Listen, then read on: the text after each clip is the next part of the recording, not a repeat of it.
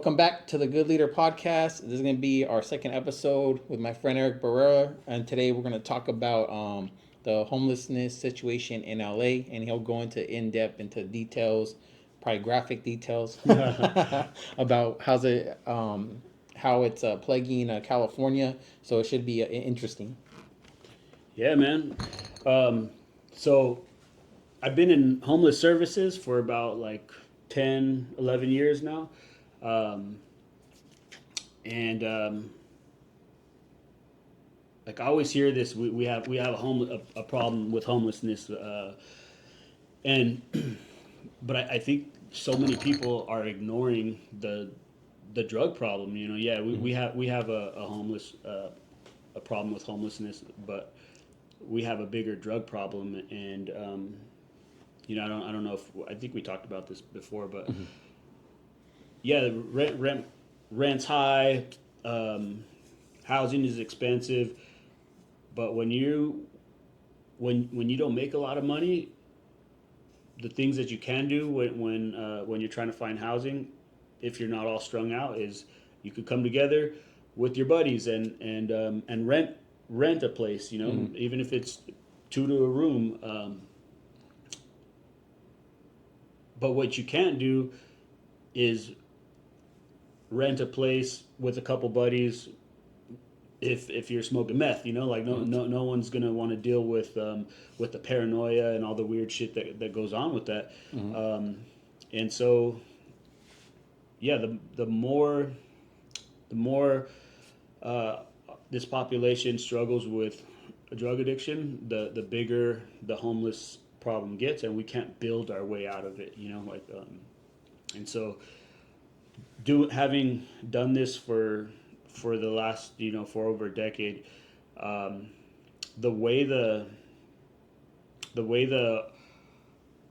so in LA there are some requirements, like if you want to get into subsidized housing where Section 8 pays 70% of your income, 70% of your rent, and you only pay 30% of your income. LA really wants to house the most vulnerable people, the people who have had a history of homelessness and mental health, so those mental health issues. So those are the requirements, that you have 12 months of homelessness, and that you have a documented mental health or physical disability. And so when we're working with a lot of these folks on the street, you know, they do have mental health issues, and a lot of them do have physical disabilities. And so my role there is to try to get all their documents ready, their ID, their social, their proof of income. And all through LA, there used to be, this just changed, but each part of LA has its own housing matcher. So I would meet with the housing matchers once a week on every Friday and say, hey, I have this person, their document ready, they have all their documents, they have this disability, what units do you have that they meet criteria for? And so we would go through this list and find places for them, like, okay, cool, they meet this, they meet the criteria for this building, ask them if they want to live in this area of LA. And most of the time it's a hell yeah, let's do it. Yeah. But when I have a lot of patients that are battling with addiction. So when I'm trying to find them for these housing opportunities, but they're strung out on meth and fentanyl, and they don't have a phone because it broke, and you know, like all these things, I'm trying to reach out to them because there's an opportunity, and they're nowhere to be found, you know. And would you say that is it helping them, putting them in housing, or by putting them, like, are they not even ready to be helped for it, but you're just giving them housing? Because it kind of sounds, because I think talking to you about it sounds like you're on board with giving them housing if they're ready to recover, but just giving them housing is just basically saying, here's a room to go do drugs in, and invite your friends over, and we're gonna pay for it. yeah, and a lot of times that's how it is. Yeah. That's how it seems. Like, I get the whole idea of housing first, the housing first model. Yeah.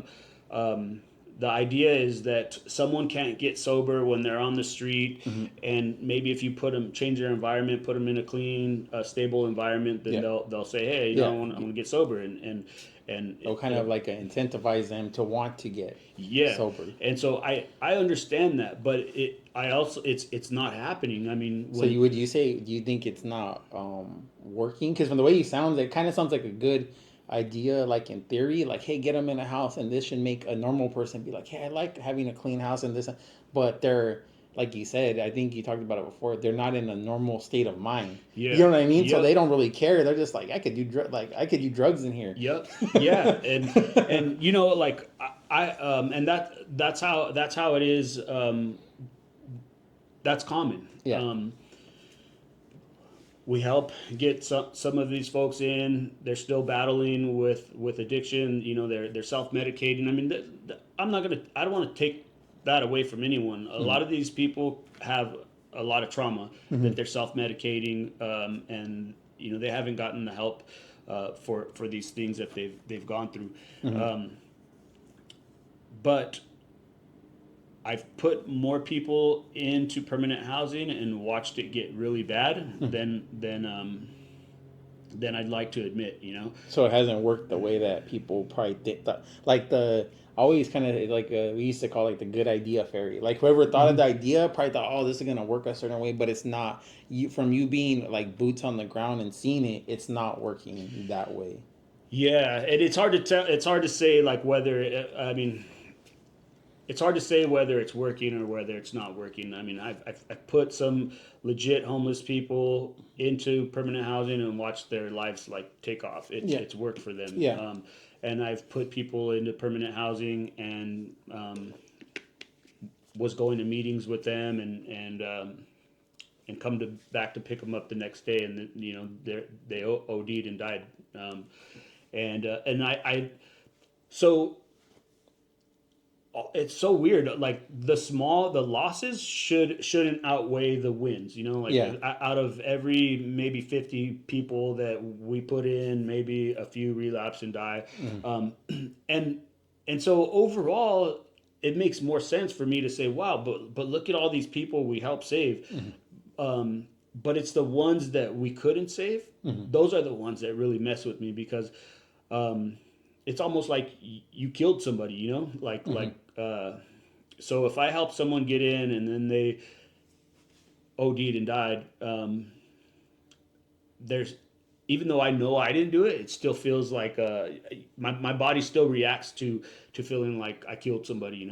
Well, I think the thing is, I remember I knew a girl she worked for like not social services kind of, and she kind of said the same thing you said, and she asked me if I ever felt like that, and I told her no, because I think what I learned in law enforcement was I would have empathy for people, but I never had necessarily sympathy. I didn't let myself get emotionally like too involved with them because I did see that with people where, like you're saying, it starts taking away from you because now it becomes personal. Yeah. You know what I mean? You're taking them to meetings, like you said. You get to know them. Then the person dies, and you feel like you failed them. Yeah. So even if the successful people, they get to where they're going, you're still feeling those constant like losses, and that starts affecting you personally. And that's why I actually remember that it was like maybe 12 years ago when I had that conversation with that girl about that, and I remember being like, I don't think, not that I couldn't understand what she's saying or what you're saying. I just didn't allow myself to be like that because I knew that's what it was. It's like it's gonna take away from me, and then I'm gonna start feeling. It's gonna make you feel away personally. You know what I mean? Yeah, that's exactly. I wish I could have described it that well, and that's exactly what it's like. And in this, in social services, it's really it's hard. You can't you can't not get build a connection with these people, because we go meet with them every day. We start working on all these little things. First we have to inspire them to, hey, there's hope. You don't have to die out here like this. I could help you get these documents. I could talk to some housing matchers and help get you in. I could get you into a rehab right now. And a lot of them are like, nah, dude, I'm not, I'm not ready for rehab. And I'm like, okay, I get it. And so I don't want to be like the housing god and say, okay, well, if you're not ready for rehab, I'm gonna leave you out here homeless, because that, I mean, we could do that, but there all is another option. I can work with you from the street. I can work with you through your addiction. The main thing is that you just keep your appointments with me. You meet up with me. You allow me to walk you through this process, and then we'll work on the sobriety as we go. So over time, we build somewhat of a kind of a friendship, Yeah. And then some of the patients, some of the people that I'm working with out there, they're dealing with cancer, or they're undocumented. It's like okay, so someone with cancer who's documented, I could work with because there's a lot of resources. Someone who's undocumented, there's no resources. So like, and we get these referrals from hospitals and different social service organizations, and they see the good work we're able to do with some people, but like one lady, she's got leukemia and is undocumented, and I just feel like there's nothing I could do. Like but I've had to keep her on my, not, I don't want to say it like that, had to keep her on my caseload, but I just know that I'm watching her dwindle away, and there's nothing I can do because she's here illegally, and sometimes she's like tries to make me feel like, well, you guys aren't helping. I was like, well, I didn't make you come here illegally. I can tell you, it's like being between a rock and a hard place. I mean, I just learned at the end of the day, it's like you can only do what you can do, especially with the system kind of in place. But I do get what you're saying, and it's like that's kind of the hard part, because I think it does. I think people don't understand that probably part of what it takes away from the people that are helping other people, because ultimately it can take away from you also, you know what I mean? Because like you said, if you're going home thinking about like, I didn't help this person or this and that, I think I was kind of lucky in the sense in my career that I was able to I want to say compartmentalize things, but I basically did. It was like I told myself when I put on the uniform, this is my job, this is what I got to do. I got told early in my career, have empathy, but don't have sympathy. Yeah. And that's what I did. I literally, that's how I was always like, genuine and nice, but I never try to take it home with me. And I think that helped me, but not everyone balances it like that. But and also, it kind of sounds like you guys are in a role where you guys are having to get to know them more, having to do that, to hang around them more often. You know what I mean? Yeah. And that's kind of a little bit difficult. It kind of sounds like it's putting you guys through a certain amount of like trauma with dealing with them, because you're kind of taking on their issues, and then when it doesn't go good, then you're now, how do you deal with that? Because I saw this thing where it says most like first responders, like fires, nurse, and I would consider you guys also with it, because you guys are dealing with that, right? So that most people will see like one or two traumatic events, right? But we would see 25 to 30. Yeah. You know what I mean? So you're seeing all these dead bodies, you're seeing people OD. Hey, when someone says I had a hard day at work, and it's like, hey, my boss was being, an asshole, and I had a hard day at work too. This person, blew their brains out. But you have to go about your day like normal, but it kind of can take a toll on you in the long run or over time, especially. You know what I mean? Absolutely, man. And it's crazy. I've housed hundreds of literally hundreds of homeless individuals, veterans, families, and I have people call me. It's common for people just to call me out of the blue and be like, hey, I'm just checking in, see how you're doing. I'm doing good. They're just calling to let me know they're doing good indoors, and so that we do a lot of great work. I don't. You don't want to like take away from that. Yeah, I think it's just the losses that have been messing with. What do you think that you guys could do better? Like what if it in a what does it say in a not a magical world, but in a perfect world, what resources do you think that you would have, or how would, if I said, Eric, you're in charge of this program today, the homelessness in LA, like what would be like your first steps? Because I think I talked to you about it. Like for me, seeing it from the law enforcement side, I broke it down to kind of 3 steps. I was like, I would help the people that just need like a job, like that are not addicted to drugs, because I feel like they're the easiest to help, right? Like, hey, get you in the housing, you need a job, you're not really facing addiction, you're just you have a bad go of it, you just need help getting back on your feet, and kids and things like that. Then the second would be the mental health people. I honestly would put the drug addicted people like last tier, because I'd be like, you're willingly kind of not, I guess willingly, you would, like you're doing this more, and until you want to do it, I'm gonna help you last. Yeah. You know what I mean? Because that's the way we kind of did like triage, right? Like active shooter type shit. Like who can walk out, who needs help out, and who's gonna get carried out. Right. You know what I mean? Yeah. So that's kind of what I almost see the way I look at the homeless thing. Like who can walk out, who just needs a helping hand. Yeah. Boom, boom, boom, boom. You know what I mean? And then who needs to get carried out a little bit, and then or just needs to be put, a little bit more. And mental health, you can't control that if they're schizophrenic or crazy or something like that.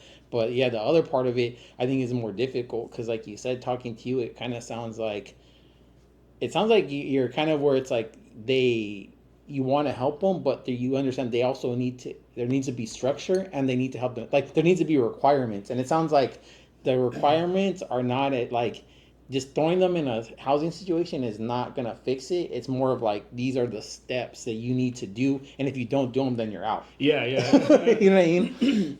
Yeah, like so. It's almost like that scene from Forrest Gump where he's trying to go in for Bubba, and then he goes in and someone's like, "Hey, help me!" And you got to pull him out, and then go in for another one, pull him out. Yeah. And so it's sometimes it's like that. Like you're going into these awful areas, tents everywhere, and you find someone. You're trying to find your guy, but someone says, "Hey, can you help me out?" And so that's where you're at.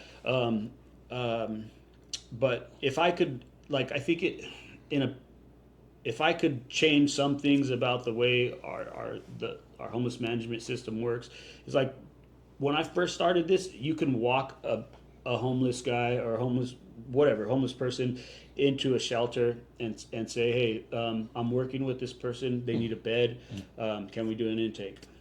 And usually the only deciding factor was whether they had bed space or not. But now it's not like that. You cannot, with the exception of like the Skid Row shelters, every other shelter now I walk someone in, they say, okay, well, you have to submit a referral online, and they have like 48 hours to respond. And so you're like, what am I going to do with this person for 48 hours? Except others say, like, hang out hang out over here until we figure it out. And by that time outside. They're gone. Exactly.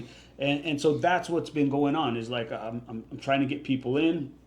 They tell me that they're going to give me a response, and whenever they're going to, and if that person is, you have to tell where they're homeless at. If that person is not homeless in a certain vicinity, then that shelter usually says like, oh, they're not in our encatchment zone. And they're in another area. Yeah, they're trying to. It kind of sounds like the same thing like with police work, where at a certain point, it started becoming so much paperwork because they're trying to statistically track all these things, or this is your area, it's not my area. And then I think what happens, and it kind of sounds like it's happening to you guys too, is you start losing like the intent is to help people, right? Whether it's homeless people or law enforcement help. But then when you bog it down with don't do this and don't do that and this and that, you make all these rules up along the way. Pretty soon, like, you're not helping anybody. Right, you know what right. I mean? It's just additional steps. Yeah. Yeah, and that's exactly what's going on. And so now you can't walk people into shelters and work with them that way. What you can do is LA has a couple access centers, and so you can go in with the patient or clients into that access center and say, hey, I need a bed. That person usually will send a referral, and then we'll find out in a day or two whether there's a bed space available. What is the reason for like wanting them to wait 48 hours and then it kind of sounds like they're doing it almost like a jurisdiction, but a homeless person is a homeless person. So them kind of being like, where are you homeless at? well, I'm homeless from like, like they're basically nomads or like wandering around. So do you really have a like, a zip code? Yeah, and that's what that. So like some of our patients are homeless. Let's say in Duarte, and there's no homeless shelter out there. So of course, any homeless shelter in LA is going to say, "Oh no, that guy's not homeless in our area. He's homeless in Duarte." Well, there's no homeless shelter in Duarte, and so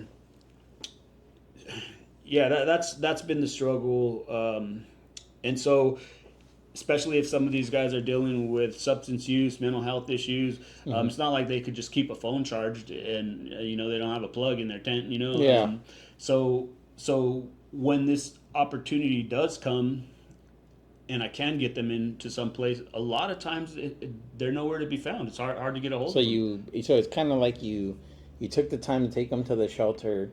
The process takes so long. By the time you go to even help them, they're not there anymore. So basically, it makes you almost waste your time trying to help someone who's not even there to help anymore. Once you get the go ahead, they're like, well, they're gone now. Yeah, yeah, yeah. I've received calls and they're like, "Hey, this is so and so. Is this person still interested in a bed?" And I'm like, "I don't even remember that name." And so I look them up and I see, "Oh yeah, I did work with them. Yeah, I submitted that referral like 2 months ago. Like Yeah. I don't know where that person is Yeah, anymore." how do you want me to go through Skid Row and through tent to tent? Where you at, bro? Yeah, and that's what's cool about working with so many people.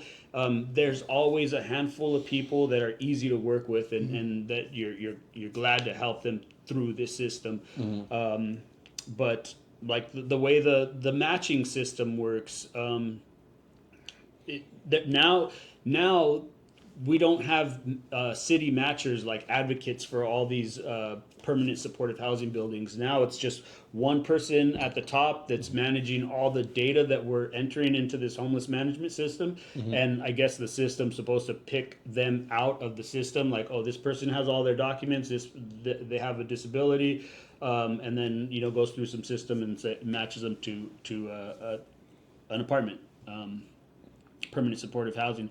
Well, if we're working a good amount of the homeless population, they're battling with addiction and mental health issues, and so when we do get these housing matches or opportunities, I'm going back to find some of the people that I'm working with, and I'm like, again, they don't have a cell phone, and can't find them, and then as soon as I tell the matcher, like, "Hey, you know what, I cannot find this person, just give it to the next person in line," guess who calls? This dude. Like, But "Hey, you already give away a spot. Yeah, like yeah, is my housing ready?" And I have really like heart to heart conversations with these guys. Like, "Look, man, this is what addiction looks like. Like when you're not going to be ready when that opportunity comes, and you're going to miss it, and then." it's like preparation meets opportunity. Like if you're not actively like, hey, hitting me up, or and I have to look for you and look for you. It's like looking for someone for a job. Like you're trying to offer them a job, but you're like, hey, bro, I called you, 6 times, but you didn't answer your phone, Yeah. and finally I just hired someone else, and now it's like the job is not there no more. You know what I mean? Yeah, exactly, exactly, man. And so that's why I try to talk to some of these guys and tell them, let me put you into a shelter or a program. That way, at least if if you lose your phone or whatever, at least I'd know where to find you. Um, and and some people are willing to do that, and it works out great. And other people are not. They're like, I don't want to go to shelter for whatever. Their stuff gets stolen, or shelters are rough, man.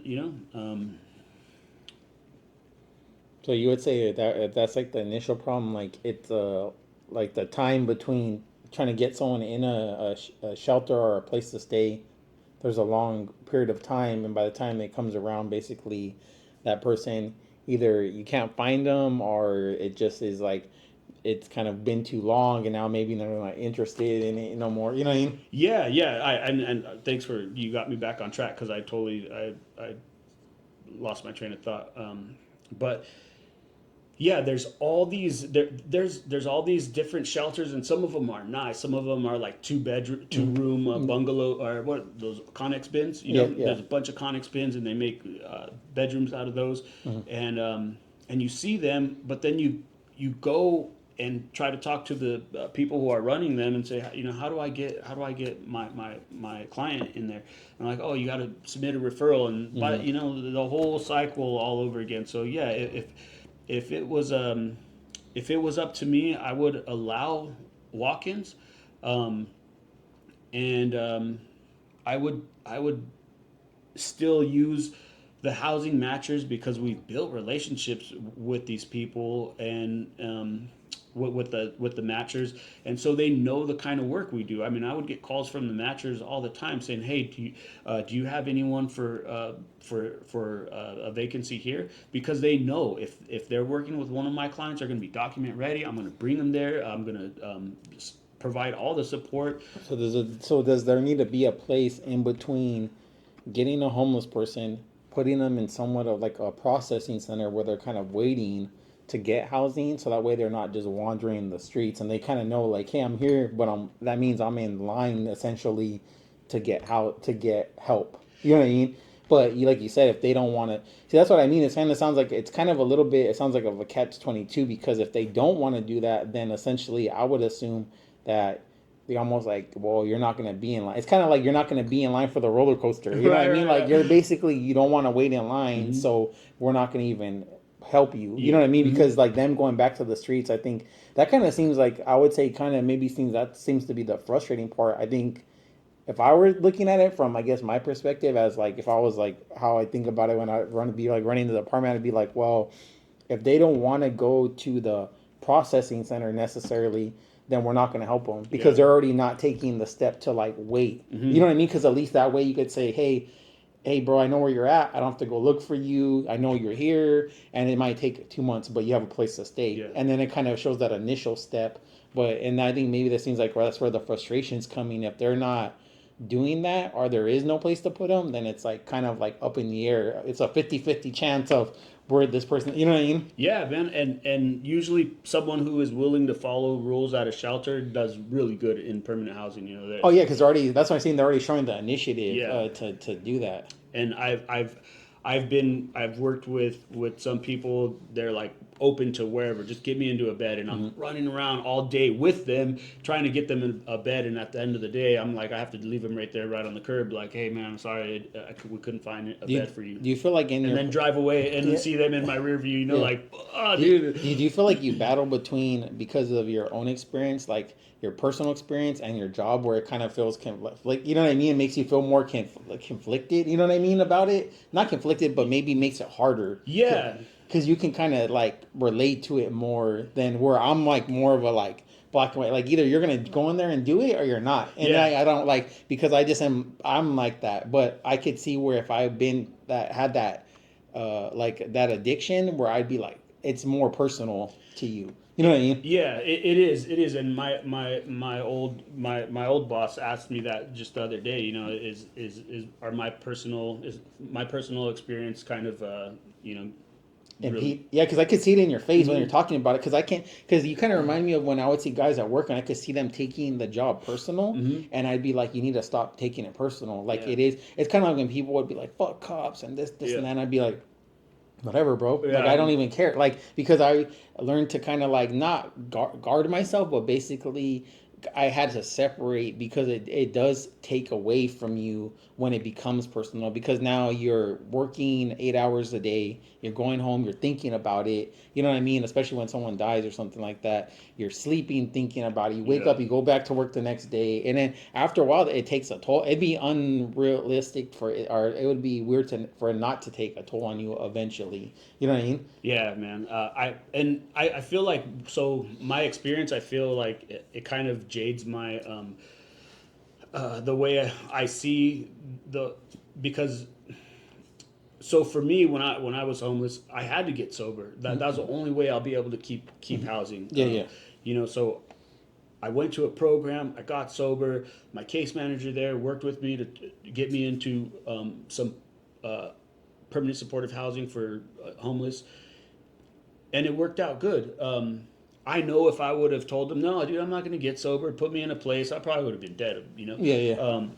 But so I think the way my experience impacts my work is when I feel like I might be getting compassion fatigue. Like That's what I was gonna tell you because I can see it when you're talking about it. I could see that like it's taking a toll on you, and it's funny because I remember looking into this. It was a position for like for Ventura County. It was for like being the homeless, and one of the I don't know if it was for Ventura County. It was something right to do. I think it might have done with the VA for if you had law enforcement experience to be a counselor, but it was like you need to have experience as being a drug addict. And I'm like, I don't have experience being a drug addict. And I'm like, how would I have a that? drug addict and law enforcement. Yeah, it was some kind of weird thing where it was like to be a counselor for people suffering through addiction, but you need to have suffered through your own addiction. Right. And I'm like, I get what they're trying to do. Is like that way you're speaking from a personal place. But then I think it's kind of what you're going on with you is you're speaking from a personal place, but also it could become too relatable to you. It's like a kind of a victim of like domestic violence talking to another victim of and then they almost start too much like you said, compassion fatigue where I've learned to have like that empathy and have that understanding. Like when me and you were talking about, I can understand like, hey, well that makes, but also to be like, okay, but to get to the place you're trying to go and for it to be better, some hard choices got to be made. And I think you can only sometimes do that without having, I want to not say compassion, but kind of being able to draw that hard line and say you're gonna either do this or because sometimes you need that push. Yeah, you're either gonna do this or you're not. Like, and not having and not letting it take from you. Like not letting it stop you from being a good a good ambassador helping the homeless. But where now it's taking from you and now it's draining. Like I could kind of see. That's why I think when me and you have been talking, that's what it seems like. It seems like it's taking your job is not that it's a bad job, but it's starting to personally take out of you to deal with it. Yeah, it was very rewarding at first, man. I mean, it still is. There's nothing like being able to help someone from the streets get into a program and then run into them 4 months later. I ran into this guy at the VA hospital. I didn't even recognize him, and he's like, "Hey, Eric, remember me? You helped me into this program." And I was like, "Dude, you look totally different." Like, and it's very rewarding. And so that's why, for me, it's easy to encourage some of the people that I work with. Like, look, if you go into a program, shelter, wherever, this process can be easy. If you let me get you into a treatment program, who knows? Life like humans are meant to evolve. And I feel like we just get better and better. And especially if we're sober, but if we're putting drugs and alcohol in it's like it stunts that growth. You're everything keeps moving, the world keeps going, but you're stuck. You're stopped. Like and the world's not going to stop for you. No, dude, and people are freaking amazed with how much progress they make a year, 2 years sober. So that's what I try to encourage a lot of the folks that I work with. Man, you'll be amazed if you just try to get a hold of this sobriety. And then for the ones that don't, they're like, no, you can work with me from the street. I'll be around this area. Then I'm like, all right, bro, like I'll keep working with them. But usually it doesn't work out good. And I think that's always the struggle. And I mean, it was like that at work. Like I always gave people, like I'll talk to people and give them that conversation and be like, I always told them this was work for me. I have empathy. I don't really have sympathy. When I put on the uniform, I'm one way, and when I take off the uniform, then I'm another way. And I learned to separate it because I think I did see that over the career. That's why law enforcement cops are nurses where struggle from. I think drinking or partying or they start getting vices because how do you deal with all this internal pressure and kind of stress, and even though it's not you, you're kind of carrying the weight of everybody else's problems, you know what I mean? And pretty soon it takes a toll on you. And I think a lot of people struggle with that, and it just I could see it when you're talking about it. I could see it in your face. I could kind of tell you're kind of like, oh, like, where I think that's probably maybe the more internal kind of conflict. I want to help, but now it's starting. Am I putting myself in a bad position by continuing, this battle? You know what I mean? Dude, and then so some of the people that get housed, they still have friends out there, and let's say they get lucky and get into a nice 1-bedroom place, right? They go and tell their buddy who's still using, man, this dude helped me out. He got me, like, look at my apartment, and they're in there, and he sees this nice apartment. So then I start working with this guy. Well, I help this person out, and the housing manager says, "Oh, you know what? We have a place for him. It's over here. It's a studio." And then he's like, "What? No, I don't want a studio. I don't want a I want studio." the same thing as his. Yeah, yeah. Now they feel entitled to get, which is fucking crazy. Like you're homeless, motherfucker. You're living in a tent outside of Ralph's, Dude, like, yeah, I mean, every place is, that's all it is a stepping stone. Like the and first. see, that's where I would be like, I know myself. I'd be like, bro, like fuck you, like go back to your tent. Dude. Like, you know what I mean? Like I wouldn't. I know myself. That's where I wouldn't have, like. That's where I mean the sympathy part. I would not, because I could see where that would be frustrating. Where you're kind of That's like frustrating. yeah, because you're like what you.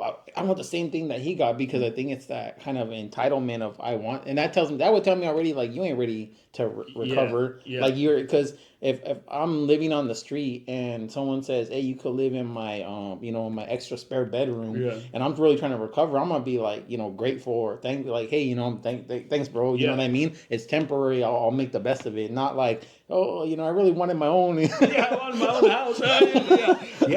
Yeah, dude. And that's so frustrating. And then it gets to where I want the win. Like, we take pride in the wins that we have. So it always feels good to take a picture with the person you were working with in their new place and say, hey, look what we were able to do. Yeah. And so I'll still try to work with them and try to get them into something else. But I'm not a real estate agent. This is homeless services. Yeah. I'm not here to get you like the nicest or the biggest or anything like that. Yeah. I think you're trying to get them. I could see where that would be frustrating too. But do you think that's become more? Is that part of the frustration you're feeling towards, like, with the, not necessarily with the job, but like, I think you're the one that said it. You said like that being almost like drug addicts can be like manipulators. Like, Oh, yeah. do you feel like that's the difference between, you're noticing, helping people that actually want help, and then helping someone and realizing that they're just trying to use it to get some kind of a gain out of it, and probably being like, I'm just wasting my fucking time with this dude. You know what I mean? Yeah, we are master manipulators, man, and we've like what active in my addiction. I could justify anything, and I think.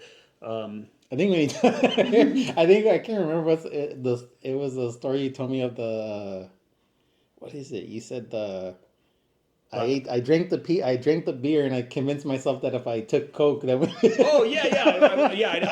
I can't drink to oblivion anymore because I don't want to hurt anyone. I'm gonna make sure I keep Coke on me, that way I don't black out. Yeah. Yeah, dude, that was my best thinking, man. Yeah. But shit, I forgot what were we talking about? I think it was you said compassion, fatigue, and things like that. Honestly, that's, I think, out of the conversations me and you have, I think that's what I can kind of like sense. And I've seen it. I mean, the same thing happens in guys in law enforcement. You get burnt out. You don't like it. You know what I mean? I think what Do you think rotating people, like, that's what I think.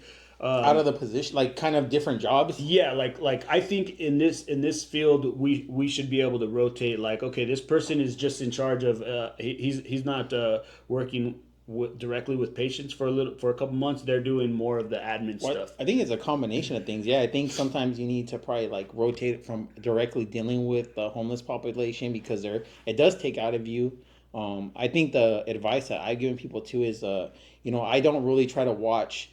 I'm one of those people outside of law enforcement. I wasn't friends with just cops. You know what I mean? Yeah. Like, because I are just like other people that are working with the homeless, because you tend to, like, it becomes like an echo chamber. Mm-hmm. So like if me and you are both working with the homeless, and we're both just like frustrated with what's going on. Now we're both just complaining about what's going on. So at work, like I never really tried to talk or complain about shit. I basically the thing I started telling people was like, this is a solution-based department. So I don't care what the problem is. Come give me an answer. If you can't give me an answer, then don't tell me about the problem. Right. And so then that way I didn't want to hear, because then I didn't want to hear anyone's complaining, because then it starts becoming like it's you know how they say you think it, you say it, you hear it. Yeah. So now you're getting this over and over and over, and now it starts skewing your vision of things. I like that, an echo chamber. Yeah, because so that's why I never hung out with other cops, and then working out, and then also the TV. What I noticed, like during COVID, when everyone was like super hating on law enforcement, I would see it all the time, and it started like kind of like pissing me off a little bit. Yeah. So then after a while, I just said, I'm gonna like fuck social media, and I just completely stopped doing it. And I noticed that, yeah, like a lot of this weird, it was giving me this weird kind of like getting kind of like Us versus them? yeah, kind of attitude about it. And then so now I'm very careful about what I watch. If it's not something that's gonna help me like build or be better, I don't watch it. Like I don't like dumb shit. Like I don't like I can see something dumb and laugh at it or something, but you'll never really be like, hey, I'm gonna watch 90 Day Fiance or Love and Hip Hop or any like I could see it. Trash like, TV. Yeah. I refuse to, because Mm-hmm. what I did notice was that all this stuff has an effect on you. So I think that's what it is. If you're working and you're dealing with the homeless, if you're seeing it on the news a lot and you're hearing about it, hey, this is going on with the homeless, and then Gavin Newsom's called it, like, and all this other stuff, and then you're internalizing all of it. Yeah, like it's like there's no break, there's Right. no pause. Yeah. So you're just getting it all the time, and then if you're hanging out with other people about it, and if you go home and talk to your girlfriend or your wife about it, and now you're just even more talking. You know what I mean? Yeah. There's no break. Yeah. So it kind of sounds like that a little bit. You know what I mean? Yeah, well, I'm on a break right now. I took a break from work. I took a little bit of a leave to try to recharge my batteries and see what it is I really want to do. Because It does sound like compassion fatigue. I would say it does sound like that. The more I see you talk about it, the more I can kind of see it. Like I wouldn't even say it's frustration. It just sounds like it's taking out. I think you said it the best way. It's hard for you to see the wins because the losses are affecting you more than the wins. yeah, It seems like yep, you know what I mean. yeah. And like I said, I've worked on teams where we've housed hundreds of people, man, and those wins are huge to me. And so are the losses, I think it's one of those things like, I think like in the next time we're talking about, what you want to do moving forward. It might be one of those things where, like you said, yeah, you may need a change to be active in a way that you're still helping people, but maybe not in the same capacity, because you can't, what do they say? You can't give from an empty cup. You got to pour from an empty cup. Yeah. So ultimately, if you're feeling away and you're not able to help people, you can't help yourself. That was one of the big things I always learned from for myself working in law enforcement. I always in the morning went to the gym and then went to work, and everyone was like, "Why do you always do that?" I didn't care if we had to be at work at 5 a.m. I was going to the gym at 3 a.m. Yeah. I said, because I said I like going to the gym. It helps me relax. I said, and I cannot come and help you guys if I'm not feeling my best self. Right. So I already learned that a long time ago. If I need to take a nap, or if I need to work out, or I need to take a rest, I did it. And I encouraged everyone else to do it also, because ultimately you can't keep telling someone to give something they don't have. Right. You know what I mean? Yep. Keep giving, Yeah. I don't care. Yeah, man. So shit, okay. Yeah, we'll wrap it up, bro, because I know you have to take off in a little bit. So let me wrap it up. Oh.